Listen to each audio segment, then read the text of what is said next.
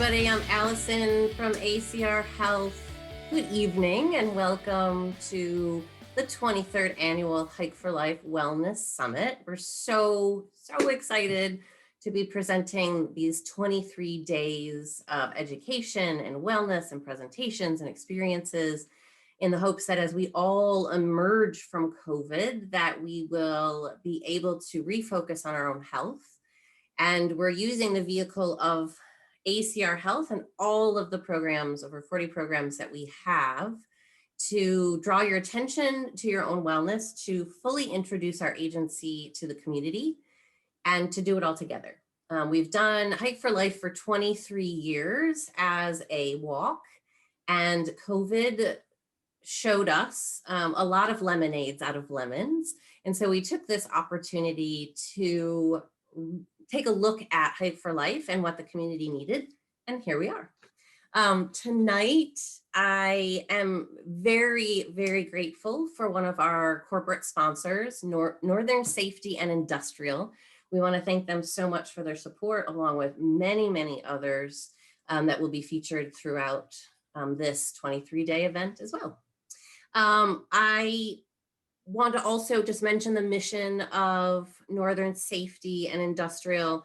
Their mission is to be the best safety and industrial distributor in the world, delivering the products and services customers want and need, while providing solutions to keep people safe and productive. And I honestly feel like much of what ACR Health does is very similar to what Northern Safety is doing, trying to keep people safe, while providing solutions for how we can be well. So that's kind of the setup for this evening's conversation, which is called Supporting the Whole You. Wellness is not just your health. And I have with me a great pleasure of my co-host, I would say, for this session, Chris Senefsky, who is one of our peer navigators here in our support services department at ACR Health. And the one thing, I just want to pause and say, one amazing thing about being on the planning side of this event is the fact that I worked for ACR Health 5 weeks before the pandemic and didn't really meet many of my coworkers. So now I get to relearn or learn more in depth about the people that we work with. And Chris, I think I'm going to say on behalf of you and all the other staff and volunteers on this call is that we work with tremendously passionate, kind people who genuinely care for others. And you are a great example of that. So welcome, Chris. Thank you for joining me. I feel like I'm leading a Good Morning America segment or something. How are you? Thanks. I'm doing great. How are you? Thank you. I'm fantastic for a Monday night. I mean, it couldn't be better. I mean, really, it's just I'm learning that being present in what is a great gift. So, and we've had amazing conversations in developing this session, and so I'm so excited to share those with everyone in the community who needs to hear it, because that's also what I'm learning is that it's not necessarily the message that we give is the message for all, but those who need to hear it, listen, where it resonates with them. So enough about my thoughts. I want to know more about you. Chris, tell me what a peer navigator does. All right. So I am the peer navigator for Health Homes Care Management. I am the peer navigator for housing. I am the peer navigator for Ryan White Case Management and Health Education. So, okay, I pretty much do the same thing in all those different areas. Yes. What I do is I work with the client to remind them when their appointments are, to help them schedule appointments, to help them schedule rides. I will go with them to appointments to maybe explain things that they might not totally understand, whether it's a medical appointment, an appointment at social services. I go to a lot of a lot of different appointments, places you wouldn't even expect. But the biggest thing I do, I think, it's not necessarily written in the grant this way, but I just listen to them talk. I listen, I give them someone to talk to when a lot of them don't have anyone to talk to. Um, a bit of court jester. People like to laugh. They feel better when they're laughing. So yeah, that's what I do mostly. And what my job is it's part of support services. Mhm. Okay, and what our support services encompass, and I wrote this down because it's a lot of things, so I'll read it off. But we do health homes case management, employment, housing, medical transportation, nutrition education, legal and family services, health education, and Ryan White case management. So that's Yes. all under the roof of support services. So to just simplify it, ACR Health does a lot for a lot of folks. And so, we're constantly evolving and trying to meet new needs. But tell me, who am I as your client? Who comes? How do I find you? And what do you? How do you help? Okay. Well, a lot of our clients come to us from referrals from other agencies, whether it be upstate or all sorts of different agencies. We also sometimes have referrals from within ACR. So like someone is doing something totally separate from support services, they'll get referred to us for like a case management or a care management. Mhm. And what we really do is with a lot of our clients will come to us and they won't have housing or they won't have insurance or they won't have a food. You know what I mean? Like, and so we help them go find all these things. Okay. And whether it's getting them food stamps or helping them get a job or something as simple as PCP, primary care physician, we'll help them get in touch with that. So whatever they need, more or less, we find a way to connect them to those services. Like a good friend, Exactly. like a Exactly. support person to not just make sure that folks are taking medication or just getting a ride to their appointments, but caring for them as a whole person rather than just moving someone through a system or checking box. Right. And I think that's not to get technical, but like studies have shown or whatever, but like that's where the whole peer aspect comes from. So it's not someone like, okay, I have a master's in this or a PhD in this, and since I told you this, you should do this. A peer can come from the angle of, hey, I've been here, I've experienced this. I've been a homeless guy. I know what it feels like. So that sort of empathy really, really comes across, I think. And I think that empathy is built through not only fostering compassion, but being We're gonna go back out on my scooter. great, is built through experience and fostering compassion and being able to put yourself in somebody else's shoes, but that's not always accessible for many people. So I want you to explain to me where your empathy comes from. I would say several different places. Ones that you're willing to share. Right. Obviously, from my own personal life experience is where it starts, right? Like I've personally been homeless before. I've been hitchhiking all over the country before. I've dealt with want, with need, with the lack of having anything. But it also comes from cultivating empathy, cultivating understanding and caring. I practice mindfulness, I practice meditation, I practice trying to really understand where people are coming from. So like the difference between empathy and sympathy.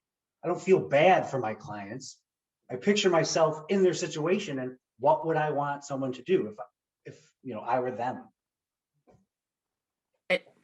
There's so many things. I was just thinking of actually the Salt City Men's Group that we talked with last night. Knowing, being able to cultivate, be in touch with, be educated about your own emotional intelligence to be able to relate better to others. I think it's something that we all, I think, not struggle with, but interact with throughout. Is just it connects us all. So I think we come to that place because, I'm trained in meditation as well. I have a meditation practice. I'm a practicing yogi. So like the life experience, like you said, is a real connector to how we speak the common language. But our reality is that, love and kindness is maybe not always the leading force in our greater society. So how do you find yourself applying your own mindfulness practice to your work? Okay, that's a great question, actually. I wrote it myself. Okay, well, thank you. That's a good setup.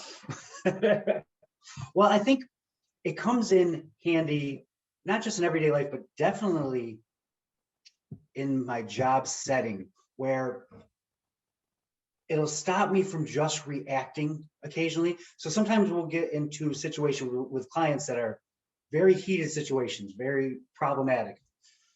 And instead of just responding immediately, I make sure I always try to take a breath, slow my heart rate, and think about what I'm going to say before I respond to something. This actually makes me think of, I had a great example of using mindfulness and maybe like breathing techniques and patience and all these things with one of my clients. I was at social services, DSS, and if there's ever a place that you need patience, that is the place. Worse than the DMV. Oh my, a millionfold, a millionfold. There's just people around you screaming and swearing. And okay, so I'm there with my client who I've known for a while, and she is not a patient person. So we've been there maybe 45 minutes, and so she starts being like, "What's going on? What's wrong with these people?" So I'm like, "Hey, listen, let's just try to take a breath for a second and calm things down." So I told her about, like, you've heard of, I'm sure, the 4-4-8 breathing technique, where you breathe in for 4, hold for 4, breathe out for 8. I was like, just try it with me. I'll do it too. I know we'll look silly in public. So we both did it a few times, and I was like, "How do you feel?" She's like, "Well, I feel calmer." I was like, "Great, great, great. This is what it's supposed to do." And I was so proud of myself. I'm like, "Oh, this is working." So 10 minutes later, she's, "Oh, what the F is going on? What's taking so long?" And I was like, Rolled back. Yep. yes. I was like, listen. Okay, so getting upset about this isn't going to help. You have no control over what's going to happen, right? So you can't do anything about it. I was like, so what are we going to do? And she looked at me and she's like, "I guess the stupid breathing." I was like, it felt like a win. It's perfect. So, I mean, we didn't discuss doing this, but would you, take us through a just basic 60-second, 2 minutes breathing so that we can feel in our own bodies that sensation? Are you willing to just walk us through, Okay. box breath, or I'm just poof making it happen. No. I think that's a great idea to a certain extent. Yeah. I see this on great many mindfulness and meditation TED Talks and videos and whatnot. For my personal experience, I'm not as big a fan of guided meditations. I'm more into like Zen breath counting meditation. But if I could just describe how perfect. I personally do that, is that cool? That would be fantastic. Okay, great. Well, the earlier I mentioned the 4-4-8, which is a good way to calm yourself down. Well, when I do formal meditation, I like to sit down, cross my legs. Now, you don't have to go full lotus like it's kung fu or something. Like, not everybody can do that. So even if you're just in a chair, you can sit in a chair. That's fine. Just make sure your back's straight. You close your mouth. You stick your tongue to the top of your mouth so you don't drool on yourself or anything. And all you do is you breathe in, you breathe out, and that's 1. And then you breathe in and you breathe out, and that's 2. And you try to do it up to 10. And every time a thought comes into your mind, which a million billion will, because they just constantly do, I start again at 1. And then I'll start doing that again. And I mean, sometimes I make it up to 5 even. It's crazy. It sounds so easy, right? Like I can see, Tony, I see you, right? So you count to 10, big deal, right? And right, big deal. But until you try to move aside all of the like spider webs of your mind, our brains they call it monkey mind. We just kind of jump around from tree to tree and, ooh, look at this little shiny thing over here. And until you stop and try to focus on just one thing, which is counting in 1, exhaling 2, you don't realize what it is. No, your How mind's like, important it is. it's that what's that cartoon? I can't remember the cartoon movie where they're like squirrel. Like you can't ever. Yes. God, All like, of them. I watch a lot of cartoons. I have a 7-year-old daughter. Like the pace of everything, the pace of life, the pace of TV, social media. We get so much input. And if we don't think that fast and don't keep up with it all, we think that there's something wrong with us, or we just. I wanted to, yeah. So I'm sorry to totally interrupt your. So please finish. Oh no, I was just gonna say, I also think it's really, really important to mention that you're not trying to stop your thoughts. You're just trying to look at them and say, oh, and not judge them. They're not good or not, they're not bad. They're just there. No one can stop their thoughts. It's not a real thing. Like you're just supposed to be aware of them and be like, oh, a thought. I'll see you later. And we choose a mantra, or we recite a prayer, or we choose a flame to focus on, anything that allows the mind to let go. Because I just want to talk a little about neuroscience, because I know, Chris, you love it and I love it. When you talked about the client who literally flipped her lid every 10 minutes, it's because anyone that suffers prolonged trauma or stimulus literally doesn't have the physical ability to unflip their lid until they reset their parasympathetic nervous system. So the rest and digest mode that our body needs to be in order to fight disease, to process rational thought, to be, to everything is related to that. Sleep, huge in the parasympathetic nervous system realm, versus the sympathetic nervous system, which has to be able to fight, flight, or freeze. But it's the balance of the two. So, soldiers who have fought multiple tours at war, folks that live under constant financial stress, anything that constantly literally keeps your front brain wide open to constant receiving these flashing lights or these snakes in the sand. Our brains are already set to focus on the negative, because we were literally scanning the environment for threats as our brains first developed, if you prescribe to that type of belief.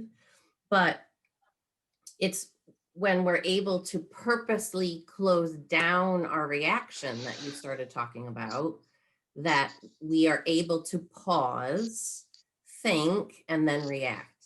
I think of it like cotton candy, kind of poofed around, the actual reaction that, you want to have is kind of, you just put a little barrier around it, and then it may come out as something else. No, A absolutely. little neuroscience in there, a little sympathetic nervous system. Yeah, not to get too neuroscience-y technical, but it does show in many studies that meditation actually decreases the part of your brain that deals with fight or flight and increases the part of your brain that deals with empathy and understanding. I mean, there's a lot. I think that's why mindfulness and meditation is becoming more attractive to people, because it's like, it's not somebody said this 2,500 years ago. It's like we have brain scans.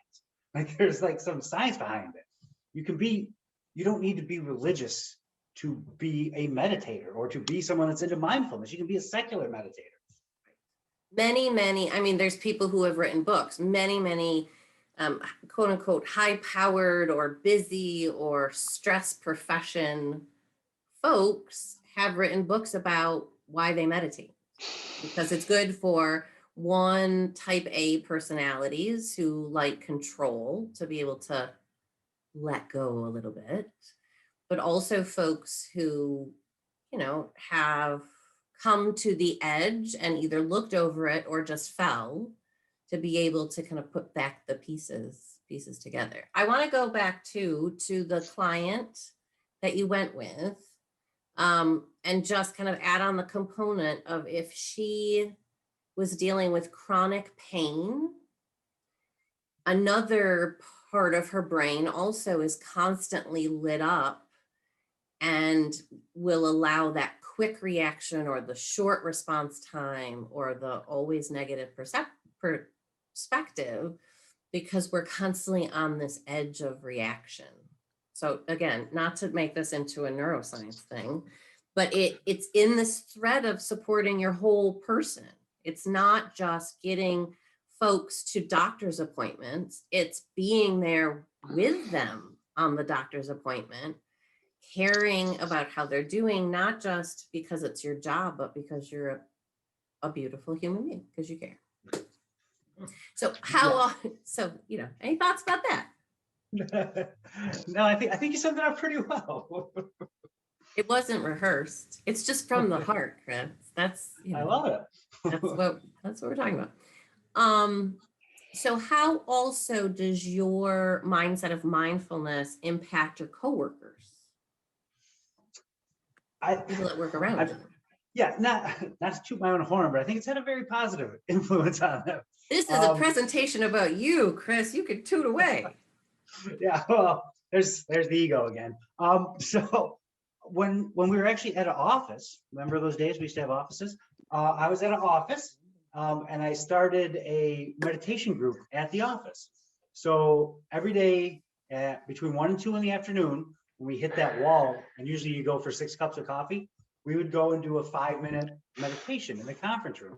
We had like 8 to 12 people that would go and do it 5 days a week. And for most of them, that's the only time they meditated. That's the only time they even thought about mindfulness. But like at the end, we would talk about it, and people started to notice, maybe after 2 months, they started to notice small changes in themselves. Like they noticed they were a little more compassionate. They were a little more calm. They were a little more understanding. But at first, for a lot of them, it was the worst 5 minutes of their life. They were like, this is horrible. I can't handle it. But I also think besides starting the meditation group, we ended up talking a lot amongst ourselves about empathy and kindness and compassion and how important it all is, and selflessness, and just having those words and those ideas in the conversation that I think helped all of us. And everyone's different ideas on it. Right. Sometimes it's a completely, asking someone to treat another in a certain way is sometimes, mindset changing. It completely, if I see the world as everyone as an other, so like everyone's trying to do something to me or take something from me or not appreciate me, and I constantly see this world in a taking away, sometimes when you ask, accept all living beings as equal, is just does not compute. So what do you find is your greatest struggle when, that client says, no, I'm not going to do your breathing thing because I think it's, hooey. Well, that has happened quite a few times. I figured that might happen. Yeah, well, I try to think of it as like, okay, it's not a personal attack. They're not doing it because they don't like me. Like, lots of people hate change. Lots of people hate new things. And that's where I think something I'm working on, I try to work on the idea of non-conditional love or non-biased love, where I feel the same way towards all 7 billion human beings. So like, you feel the same kind of love that you do for someone on the corner of the street as you do your mom, that kind of thing. It's almost impossible, but it's something I'm constantly trying. So that's why it's called a practice, right? Right. Exactly. It's like brushing your teeth.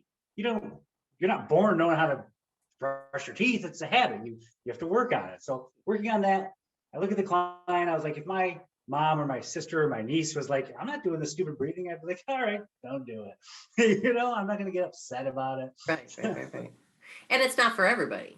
No, of course not. It's like, what's the worst thing you can do when somebody's upset? You're gonna tell them to be calm? No. We're gonna see what helps you. What do you need? Right. I used to have a friend who, I grew up, my dad always telling me, don't cry, don't cry. It's going to be okay, but don't cry, which every time made me cry more. And so I have a friend who every time I start crying, just let it out, feel it, be with it. That whole idea of like floating down the river versus being pulled under by the undertow. I mean, I keep going back to that visualization, that is the difference between mindfulness and stress, is that there's constantly a flow of water in the mind. There's constantly busyness. But if you consciously choose to float along with it, it's a much nicer ride than if your head's bobbing in and out of the water. And sometimes it feels like that.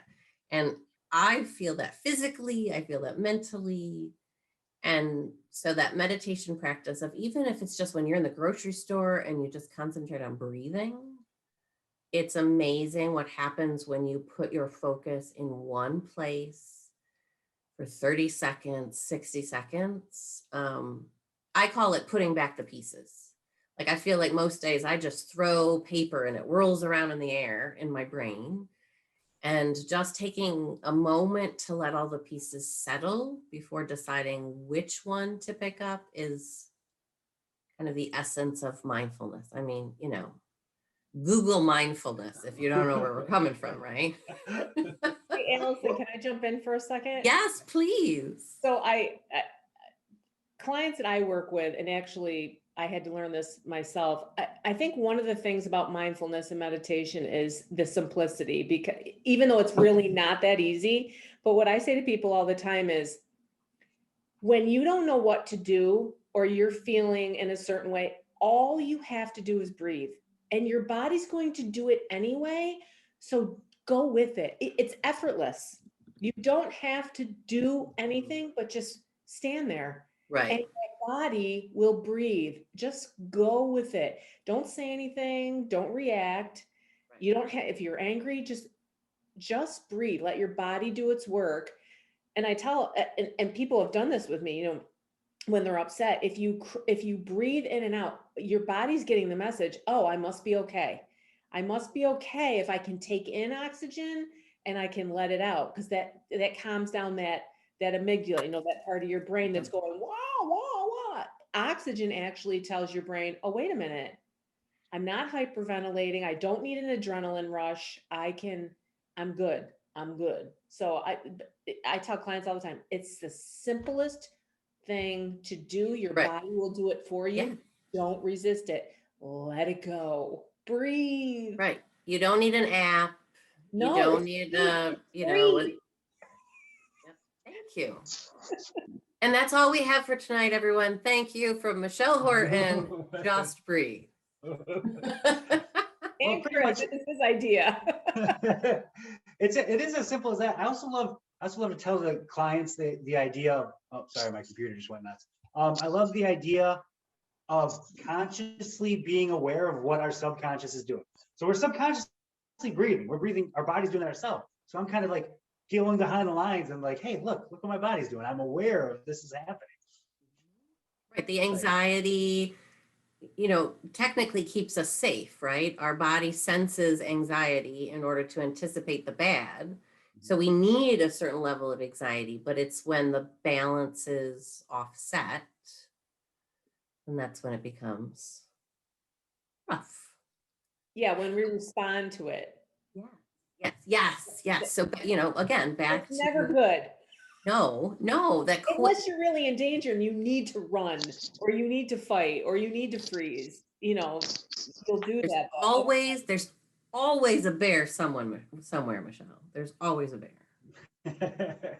So mindfulness impacts your clients, by not only your compassion, your kindness, you being able to, what I say, meditate people, teach them breathing techniques, just talk them through the everyday applications of mindfulness. You've shared your love and, changed the lives of your coworkers. And I'm not going to underplay it. When somebody introduces you to meditation and you practice it, that is a huge gift. A huge gift. So how else does mindfulness come to play in the work that you do or the lives that you touch? Okay. Well, let me see. I did want to say that might not be exactly on this topic, but kind of what Michelle was talking about just a little bit. I also always like to tell my clients that it's also in reference to the story I told earlier. You are almost never in control of most of the things that happen to you, but you are in control in how you respond to them. I know Say it again, Allison and I, Chris. Say it again. yeah, I've talked to Allison about this lots of times, but that's the one thing you are in control of. You can control how you respond to things, and you don't have to give away your power to other people. You are empowered. You have control over your emotions. Again, you got to practice it. You have to work at it. But if you feel your chest tightening up and you feel that anger, or fear, or other destructive emotions coming in, you can take a breath. You can be in control of yourself.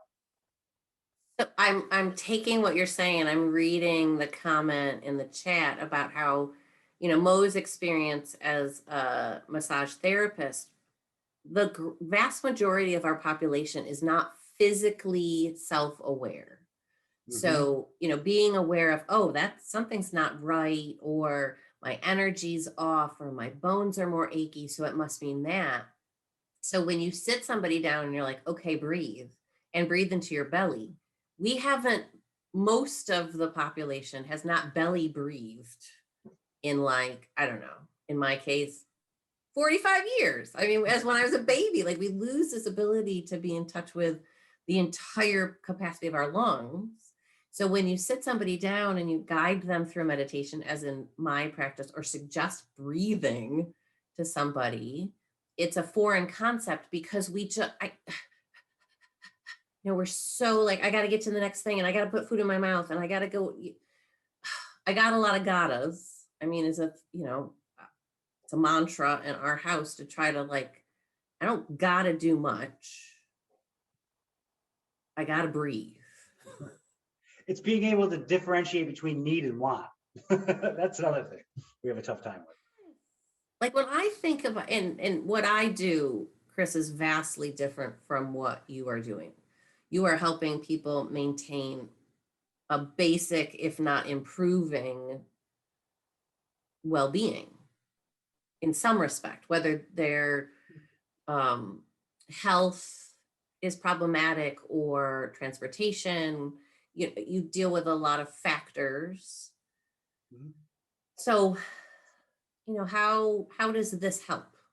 I think I rapidly changed course, but I'm thinking of, I am a middle class white female that I, am a single parent, but I'm in good health. I have good health care. I have good insurance, which is not the case for many of our clients. So, I'm just thinking all of the ways that mindfulness and kindness and compassion and fostering love and care for others is just central. Yeah, I mean, maybe people have done this, but I don't think you could do this job if you didn't have compassion and kindness and understanding and patience to at least a certain degree. And you need a certain fortitude to deal with what you're going to hear, what is going to happen.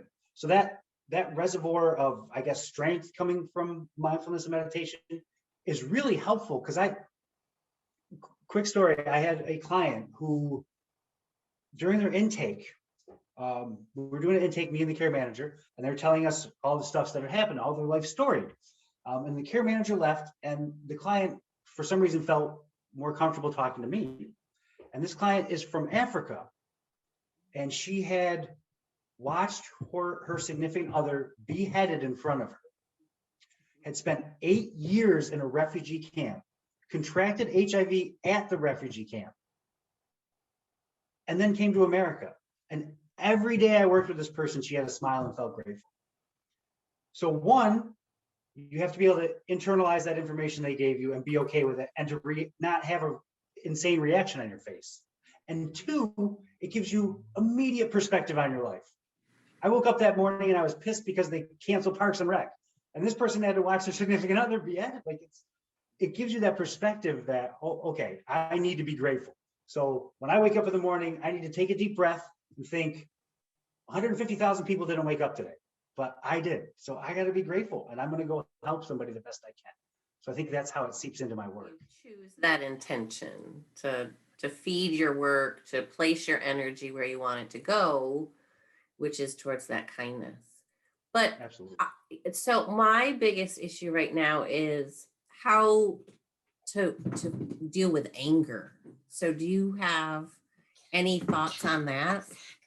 Yeah. Oh, I have lots of thoughts on that. Yeah, anger. There's an old saying that anger is like holding onto a burning coal and hoping it's going to hurt somebody else. You know, I'm paraphrasing, but that's kind of the idea behind it. And you know, there's the saying that anger is never cured by anger, and hatred is never cured by hatred. It's only cured by love. I feel like if I let someone else make me upset, they win. Like if I let them make me mad, they're winning. They're in It goes control. back to that reaction. That They're in control of my reaction emotions. is the key. I will not let them do that. I will take a deep breath, and I have to understand that they're suffering. The reason that someone else is making me angry, one is because I'm choosing to react that way, but two, there's something wrong in their life. There's something they're suffering for, so I can empathize with them. Say it again, because it's that is, you know, the core of, well, I mean, struggle is defined by not accepting what is. So as soon as you accept, okay, you know, my partner doesn't like Swiss cheese. So either I can accept it or I can constantly fight something I have no control over. And that, you know, on all different scales. So I think it all comes back to our reaction and us choosing where to put our energy and being able to focus on it. So I really want to know more about the services and how we, you know, help people holistically. So tell me more about, you know, me, your client, and, you know, how you do hold hands and, you know, hold people up and guide them through these processes, because I want folks that are listening to really understand what support services does and who all of the different folks that we can help might be. I know we do not have one client profile. We don't have one typical client because of the broad range of services. So I want to just know more about, you know, Okay. who you Yeah, can help. definitely. Okay. So we have a health homes care management, and they can help people that have at least two comorbidities, at least two, how do I want to put it? Problems, things that they're dealing with, whether it's mental health or whatever. And we have Ryan White case management, which you actually had. Can I pause you, Chris, and just ask you to give more specifics about what those, so mental health, some chronic diseases Chronic or chronic diseases, illnesses? HIV,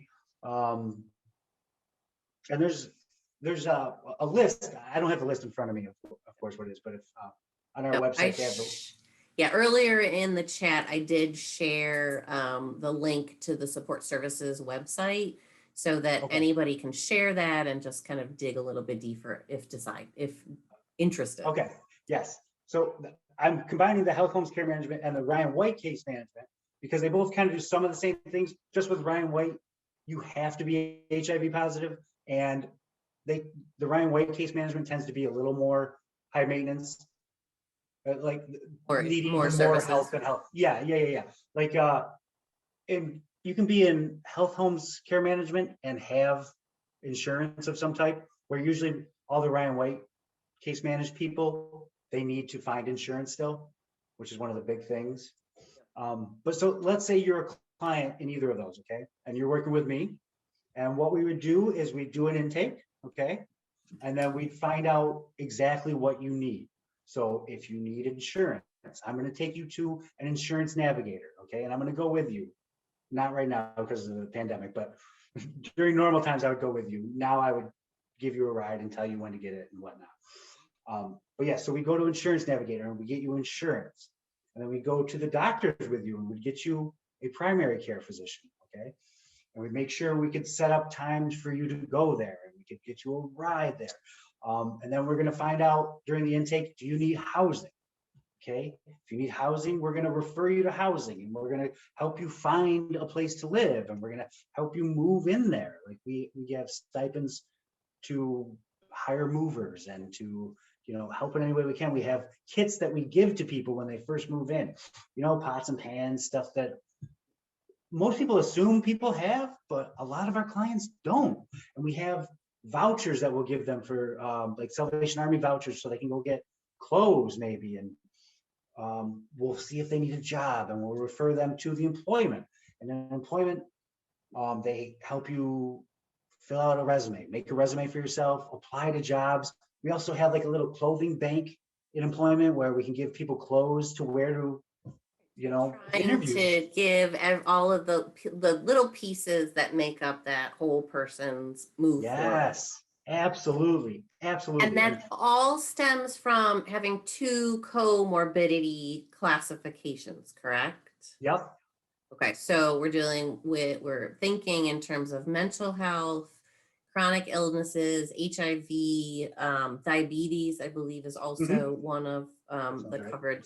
So if you have, more than one, then that's what we can help to usher you through this process through the intake. Okay. Yes. Okay, because sometimes that is the biggest question from my side. So I'm, more public facing, outward facing. So folks want to know, I love what ACR Health does in terms of blank, but I'm not really sure how, I can be involved or who needs your services. So I like the clarification of, and those are also explained directly on support services website that I shared. So you have that as well. There is a chat, an observation from Mo in the chat. Surprising to find out the number one food pantry item requested was a bar of soap.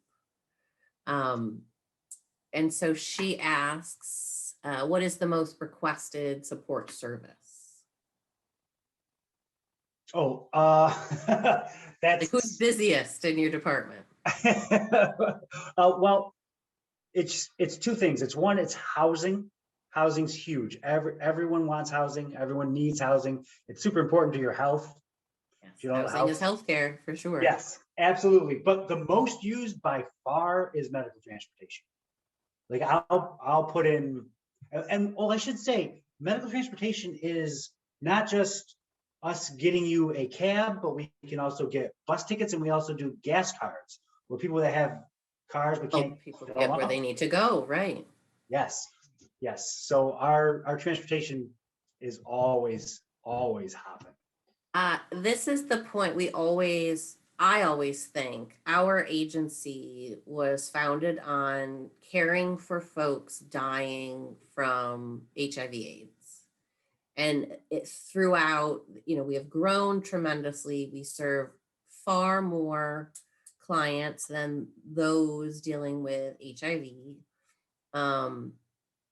And we've always retained that kindness and compassion and care for people of not just here's a bus pass, but actually, taking them through, being the person or the force that walks beside them on the next step. And I think that is it's just a beautiful thing that you do. So yeah, let me just say, I've actually had several clients that I got like a couple of bus passes and I took them on the bus and showed them how to use the bus system because they'd never used it. They'd never been on a central bus and they had no idea how to navigate, when to get off, where to get off. They didn't have a cell phone, so they couldn't like look up routes. So I showed them how to use it and the paper map. All the things that we take for granted, being able to have money for bus fare or being able to live on a bus line. Mo just commented that there are areas of our service areas that are very rural that, taking a bus from, in a northern New York area, or even on the outskirts of Utica, is a challenge. Yes. Yeah, absolutely. We've sent cabs literally hundreds of miles to help people get to, like, especially HIV services up north. There's not a lot of options. So you got to do what you got to do, I wanted to take a minute and see if there were any questions. Clearly Chris and I can banter on for a little bit about, mindfulness. But I want to see if there's anything that just this discussion, whether it being, fostering love and compassion, or the services that ACR Health provides. If you have any questions, just let us know in the chat. And, I cannot thank you, Chris, enough. Do you have any final comments or your number one piece of advice for anything and everything we discussed today? Yeah. Okay. I have something to say because I love working for ACR Health. Before I worked for ACR Health, I worked at a restaurant, and I set up restaurants all over the country. I made a lot of money and I was miserable, and I quit that job and I moved into a tent in the back of my brother's yard at 40 years old. And I said, I am going to get a job where I help people. And I found ACR Health, and I wasn't qualified for anything. So I went and I started volunteering at ACR Health for 8 months until somebody asked me to apply for a job there. I got a job there, and now I'm changing people's lives. And the most important thing is, what did Gandhi say? Be the change you want to see in the world. And like the Dalai Lama said, be kind whenever possible. It's always possible. Help who you can. Beautiful. I don't have anything that profound to end with. Oh my God, I love him.